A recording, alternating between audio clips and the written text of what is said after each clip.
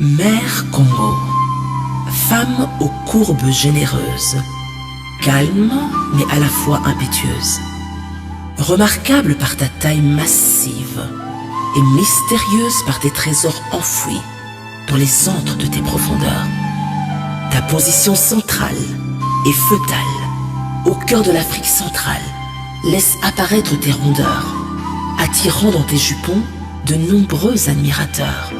Ton élégance naturelle dévoile ton passé royal.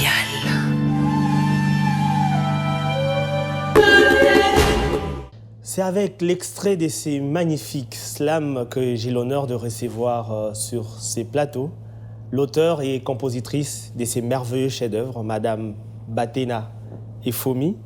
J'ai bien prononcé le nom? C'est bien prononcé. Elle est trempée corps et âme dans la littérature. Elle est une grande passionnée de l'écriture. Mais en dehors de cela, elle est juriste de profession. Elle est également écrivaine. Elle a écrit un livre intitulé Et si c'était simple? Et si c'était si simple? Et si c'était simple? Simple.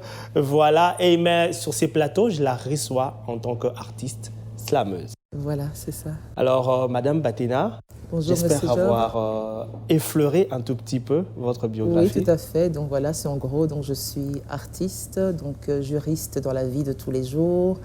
Donc ici, donc je viens en qualité d'artiste présenter donc le projet. Artiste slameuse. Artiste slameuse, on va dire poète, on peut dire voilà, je fais de la prose, de la poésie, un mélange de tout. C'est quoi les slams, si on peut commencer déjà par là? Alors le slam vient du mot anglais pslam, donc le psaume. Les psaumes. Qui a été donc coupé, et ça veut dire tout simplement un psaume. Ok. Un psaume chanté. Et slam, c'est donc un psaume chanté. C'est un psaume, enfin c'est un... Normalement, voilà, ce sont les chants, c'est un chant, mais qui est plutôt parlé, voilà. Mais c'est un chant. Très bien, je préfère plutôt cette tournure, un chant parlé. Voilà.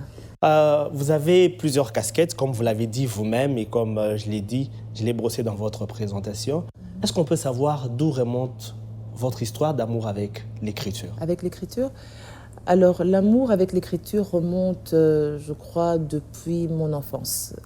J'aime lire, premièrement, et je pense que je suis une grande penseuse. Ok.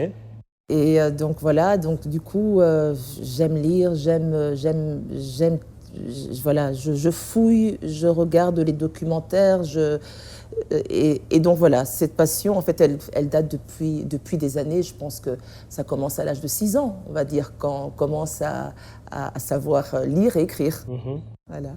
Et donc, c'est tout naturellement que vous vous êtes tourné vers la poésie? C'est pas tout naturellement, okay. je dois dire.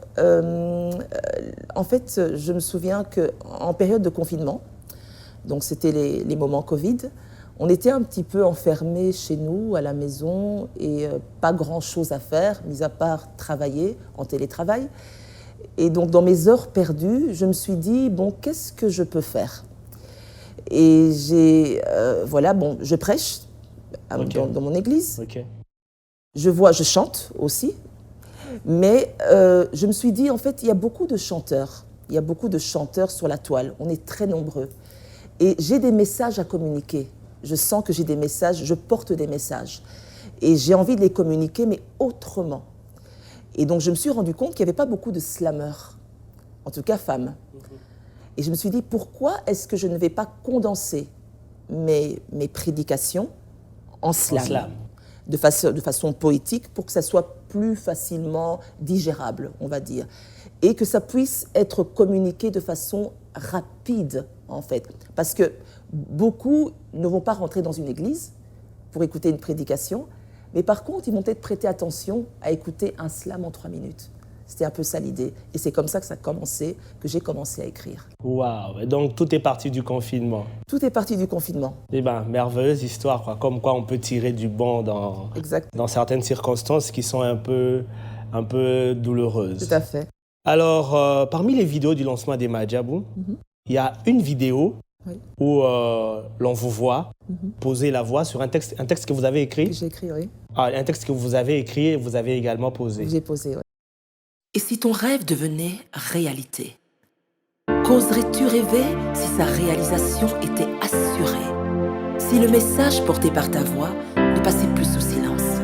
mais trouver enfin écho auprès d'une audience, ravivant la foi de ses auditeurs, réconciliant le monde avec le Créateur, faire connaître son nom au rythme des sons, laisser apparaître de nouveaux dons. Auteurs, compositeurs, chanteurs, artistes, l'émergence de votre talent, c'est notre battement de cœur, votre promotion auprès des nations, le respect de vos créations, c'est ça notre passion, l'émulation des talents, leur progression, voilà notre mission. Pas de concurrence négative et destructive, mais plutôt la coexistence des dons avec l'excellence. La préservation du caractère spirituel de vos œuvres s'inscrit dans notre appel. L'unité dans la diversité, la visibilité dans l'humilité. Voilà notre priorité. Laissons vibrer les talents enfouis. Que le monde entende des sons inouïs et en soit complètement ébloui, abasourdi. Majabu Gospel, let's share the dream. Ensemble, partageons le rêve.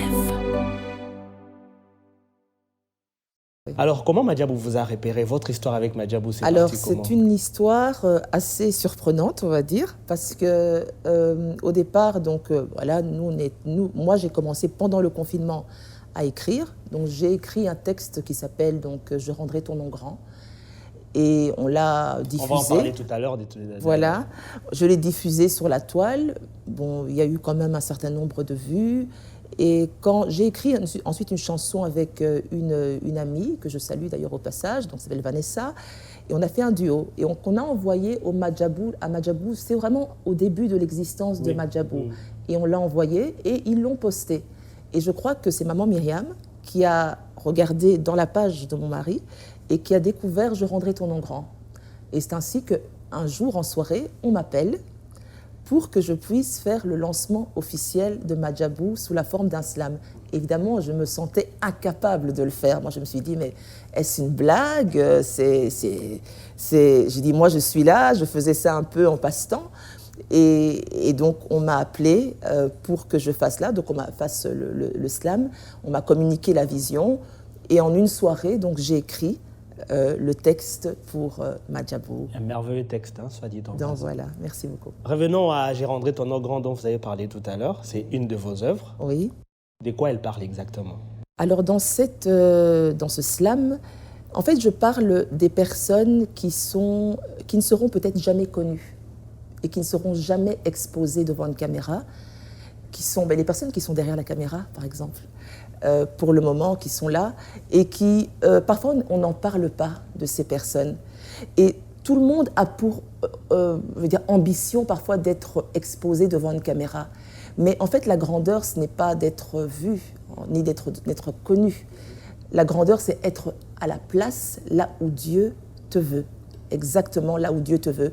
Et donc ce texte, en fait, il a été tiré du deuxième livre de Rois, chapitre 3, où on parle en fait d'un psalmiste. On parle de celui qui a fait le petit piano pour le prophète Élisée, pour qu'il puisse prophétiser.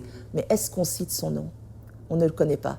Mais sans lui, Élisée ne pouvait pas prophétiser. Et sans la prophétie, les rois ne pouvaient pas gagner la bataille. Et donc c'est vraiment une chaîne dans la destinée. Si tout le monde est à sa place, eh bien, les desseins de Dieu s'accomplissent. Waouh! Parlons à présent de votre prochain slam, qui est intitulé Congo. Pourquoi ce titre? Alors, Congo, tout simplement parce que le slam parle du Congo, donc, dans lequel je vais retracer l'histoire du Congo, qui existait donc, sous la forme d'un royaume, donc, dans ses débuts, dans ses origines, le royaume Congo, qui était à son apogée, un royaume puissant. Et ensuite, donc, je vais tout doucement vers l'ère coloniale que le Congo a connue, vers l'ère Mobutu, l'ère Kabila, Kabila 1, Kabila 2. Ensuite, donc, je parle évidemment donc, des réalités actuelles du Congo, donc, notamment donc, les guerres à l'Est. Évidemment, tout ça se fait sous une forme emblématique et allégorique. Donc, je ne parle pas vraiment directement, mais on comprend que je parle de ces choses. Mais tout doucement, là où je veux amener les gens, donc c'est un Congo imaginable, un Congo imaginaire plutôt, et un Congo possible, dans lequel tout Congolais se retrouverait. Et chaque Congolais, donc, je voudrais que chaque Congolais puisse se projeter vers ce Congo. Et donc, c'est ça le but de ce slam. Ok, vous vivez en Belgique et vous y avez passé déjà plusieurs années. Oui, tout à fait. Comment vous faites pour écrire un texte si inspirant sur le Congo, mais sans être au Congo? Ah oui, ça c'est une bonne question. Alors pourquoi je vais écrire un texte si inspirant sur le Congo? Vous savez, donc déjà, j'ai vu de nombreuses personnes, des Blancs notamment, je ne sais pas si vous connaissez Thierry Michel, qui a fait un reportage sur le Congo, donc l'Empire du Silence, ce n'est pas un Congolais. Il n'est pas le seul. Je vois Alain Foka, qui parle très bien du Congo. Ce n'est pas un Congolais, c'est un Camerounais. Moi qui suis congolaise, de père et de mère, je suis née au Congo. Bien que je suis partie très tôt au Congo, mon père nous a toujours incité à aimer ce pays. Vous savez, quand on quitte un pays tôt, nos parents, quand ils ont quitté, par exemple, le Congo, très tôt, ce n'était pas dans le but de rester à l'étranger. Ils voulaient revenir. Ils n'ont jamais, parce qu'à l'époque du Zaïre, leur situation n'était pas mauvaise, mais la situation s'est dégradée. Et c'est ainsi qu'ils ont dû rester là-bas. Donc, bref, mon père nous a quand même communiqué l'amour du Congo. Je suis mariée à un Congolais également. Nous venons tous les deux, nous sommes issus de l'Équateur. Donc, il y a quand même cet amour pour notre nation, même si nous sommes installés à l'étranger. Donc, voilà. Alors, quand est-ce que nous aurons les plaisirs de savourer Congo? Alors, ce plaisir, vous l'aurez dès ce vendredi. Voilà, donc le 30 juin. On a choisi cette date évidemment emblématique, une date clé pour la nation, donc date de l'indépendance. Fait à dessein, c'est pas par hasard. C'est pas par hasard, évidemment, c'est pour commémorer d'une autre façon donc la date de l'indépendance, si on peut dire, en tout cas, indépendance, c'est l'indépendance de notre pays, l'affranchissement de la nation à l'égard de son colon. Et donc, ça sera ce vendredi sur les plateaux Madjabou, sur d'autres chaînes également. Très bien, à vendredi donc pour savourer ces très beaux slams Congo. Vous êtes une femme. Est-ce que vous avez un souhait particulier pour les femmes de la République démocratique du Congo? Alors pour les femmes de la RDC, mon souhait, en tout cas déjà ma peine, c'est vrai que c'est par rapport aux femmes de l'Est, et non pas simplement de l'Est, parce que ça c'est ce qu'on sait. Il y a aussi les femmes de là où je suis issue, à Bandaka, à l'Équateur, à la Chuapa. Il y a eu aussi des guerres aussi de ce côté. Et malheureusement, les victimes de ces guerres sont généralement les femmes qui sont violées, parce qu'évidemment, pourquoi on attaque les femmes? Parce que les femmes, c'est le berceau de l'humanité. C'est au travers de la femme qu'on engendre. Et donc, par rapport aux femmes, mon message, c'est ce message par rapport au Congo. C'est que la femme est très résiliente. La femme sait se relever, la femme sait se redresser. Une femme, comme je la décris, donc femme Congo, c'est une femme qui a été battue, c'est une femme qui a été violée, c'est une femme qui a été pillée, c'est une femme qui a cherché son bien-aimé, Congo, quand je parle de Congo. C'est une femme, c'est comme une femme, et qui cherche encore aujourd'hui son époux. Et cette femme est capable de se redresser malgré les défis. Et donc mon message par rapport aux femmes, c'est qu'elles sont capables, résilientes, pour se relever malgré les défis. Et donc qu'elles prennent courage encore. D'accord. Est-ce que vous prévoyez une tournée à l'intérieur du pays, dans les Congos profonds, pour aller à la rencontre de toutes ces personnes-là? C'est prévu. Et leur prêcher ce Congo imaginable? C'est prévu. En tout cas, notre rêve, c'est de ne pas nous cantonner à Kinshasa, mais de rentrer à l'intérieur. Il y a tellement de coins et de recoins là où la parole n'a pas encore été prêchée, et aussi, au-delà même de la parole prêchée, où l'espoir n'a pas encore été donné. Et le Congo est tellement vaste, tellement vaste, il y a tellement à faire, en fait. Bon, je veux dire, voilà, on est nombreux, en tout cas, à essayer de mettre notre pierre à l'édifice, Mais notre rêve, évidemment, c'est de pouvoir cheminer l'intérieur du pays, aller dans d'autres contrées pour que l'espoir soit donné à des personnes. Alors aujourd'hui, Congo. Oui.